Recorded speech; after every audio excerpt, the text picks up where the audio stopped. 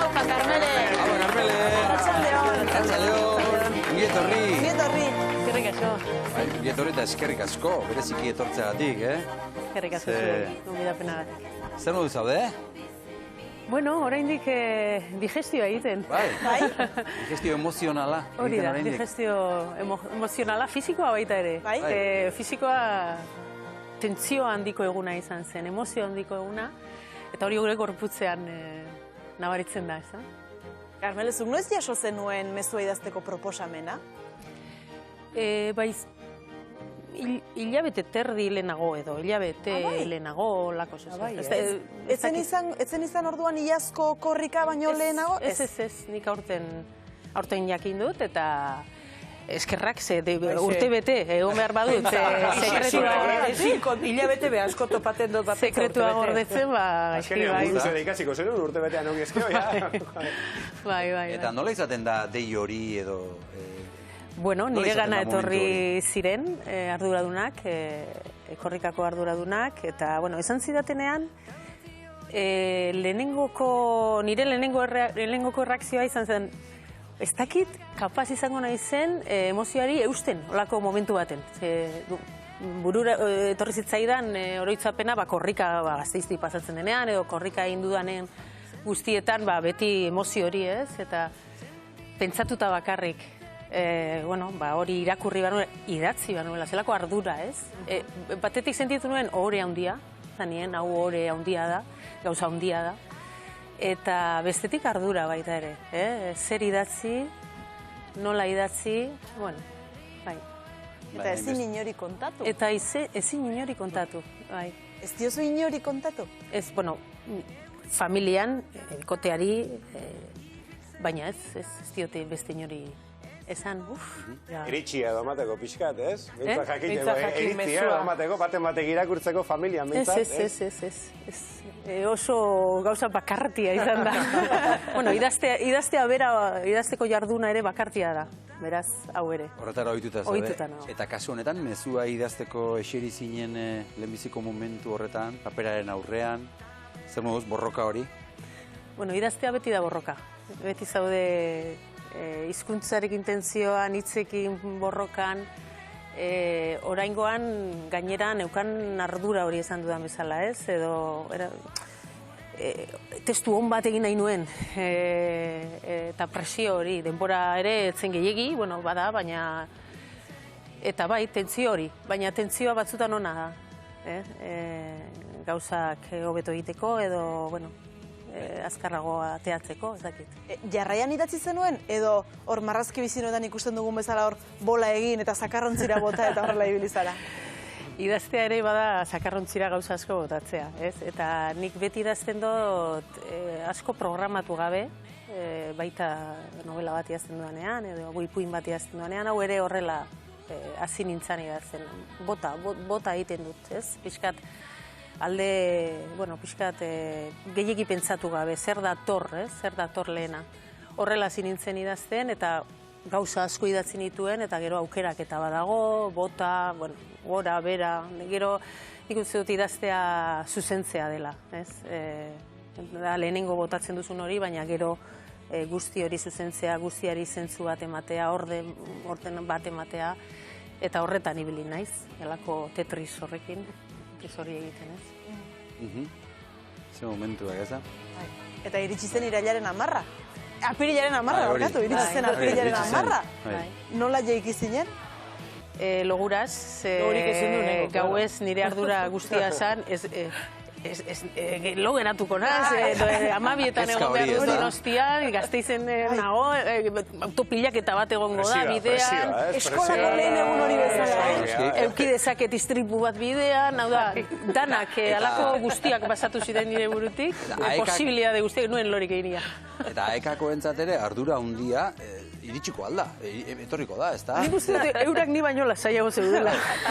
Ohituta daude 22 egin dituzten nik bat. Ez da, konfiantza zeukaten zugan, konfiantza zeukaten. Gehiago igual, baina bai, lasai ikusi nituen.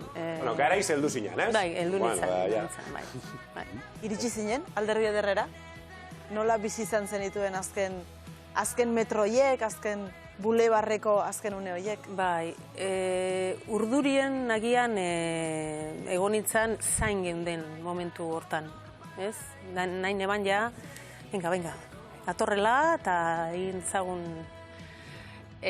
hor oso urdurien egon. Gero, ja hasi ginean, ja lekukoarekin aurrerutz eta izan zen energia, ez dakit, zelako kargatzea bezala, ez da? Energiaz kargatzea bezala, txaloak, oiuak, musika, bueno, ez dakit, olako, ni nire buruare izaten nion, gozatu hau, ze batzutan gertatzen da inzau urduri, hau zade adi beste gauza batzuetara, ez tozula esan, hau, zaizu gestatuko bizitzan berriz, ez? Eta bai, momentu hori izan zen, bueno, energia guzti hori hartzekoa. Eta behin holtzara igotzean, niri impresio handia eman zian, bueno, ikustean, noski. Jaron, Carmela, gauza tengo dugu, pausoz pauso ikusiko dugu. Guk ere gozatu egin nahi dugu, azken kilometro hori, bai. Ze gu ere bertan ginen, zain geunden gu ere, eta horrelaxe bizi izan genuen, sekretu horren argitasun hori. Carmele da! Hortxe, Carmele jaio! Eta haupa Carmela aitaren etxea liburuarekin egia esan ze ikusgarritasun lortu duen Euskal Herrian daukagun idazlerik onenetako azalantza barik, ze obra zoragarri daukan Carmelek.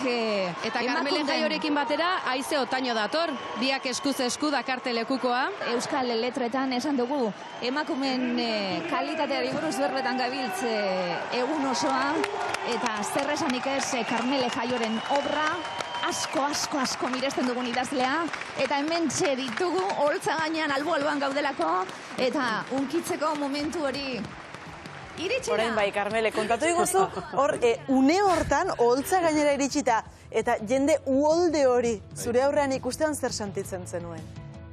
Bueno, impresio handia, batik, eta sentitu nuena momentu klabe bat izan zen, esan dudan bezala zarat asko zegoen, txaloak, musika, mikrofonotik, megafonetatik eta bar. Eta batean, ireki nuenean lekukoa, atera nuenean mezua, erakutzi oraindik zarata. Eta momentu bat egon zen, irakurtzen hasteko momentu hori, sentitu nuen isiltasun bat, hainbeste jende eta halako isiltasuna horrek, izan zen, nik sentitu nuen ezakit, gauza esan nuen, isiltasun honen gainean izan behar dut, ezakit, horri zuri bat bezala, ez? Inorrez errezan gabe, gainera, inorrek ez isildu den, beraiek bere esatea zanola, isildu eta zu. Horrek impresio handia itzidan. Alergia isildu zen, zeu entzuteko. Bai. Eta hortxe irakurri zenuen mezua, ez da? Oihartzun handia izan duen mezua. Entzungo dugu, mezu hori, nolakoa izan den? Hementxe, Carmele jaio. Ahaztu ditzagun behingoz, Euskaldun berri eta zaharrak. Iraultza honetan, lasterketa honetan, denok garelako Euskaldun berri.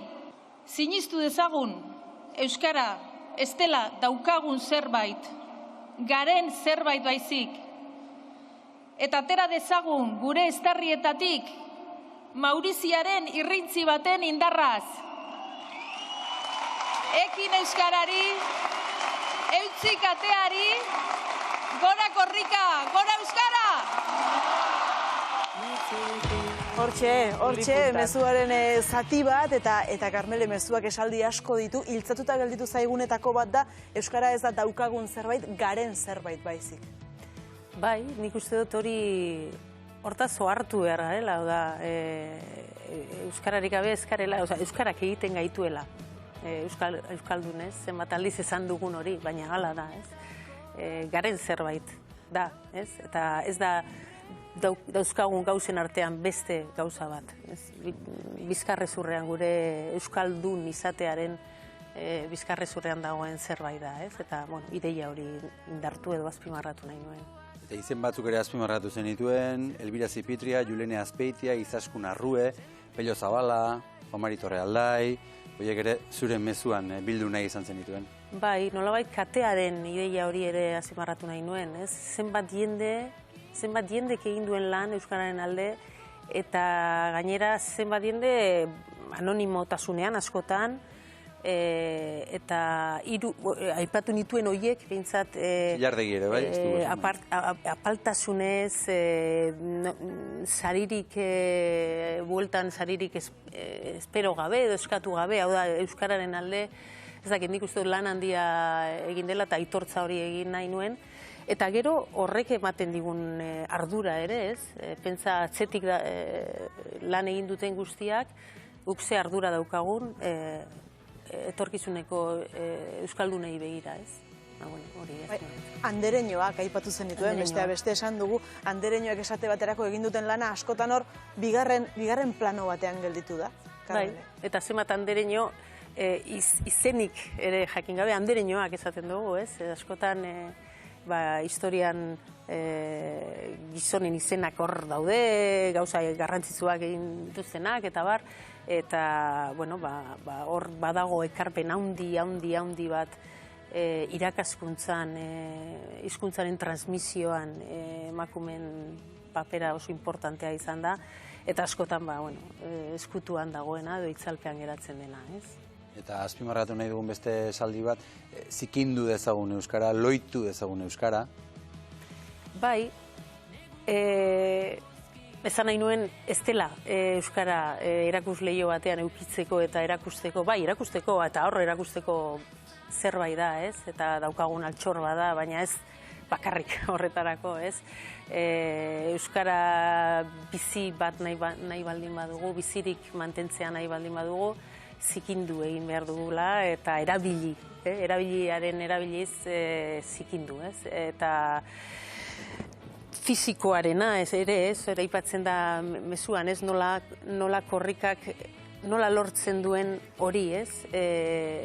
Hizkuntza bat bihurtzea zerbait fiziko, eta nik uste dut horregatik unkitzen gaituela hainbeste korrikak, ez? Ikusten dugulako hizkuntza esku batetik ez dira pasatzen, izerdi artean, arnaz estua, taupadak, dardara, hau da, guzti hori fisikoa dena, nola eraman egunerokora hizkuntzarekin ere, ez? Hizkuntza erabiltzekoa da, zikintzekoa eta atzmarkaz zikintzekoa.